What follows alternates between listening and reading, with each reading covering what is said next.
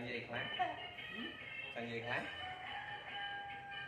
Chừng nào cái khu bên mình cái khu bên nào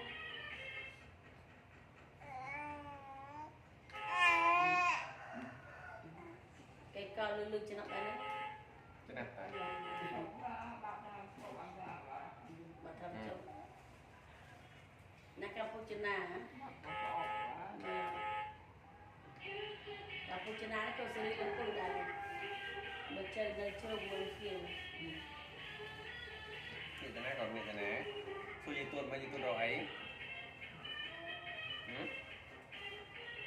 cái snack cái to mà tôi nữa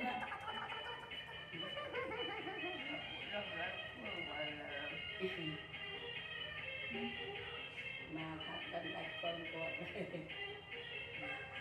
chỉ là một chút chỉ là ốm còn là ổn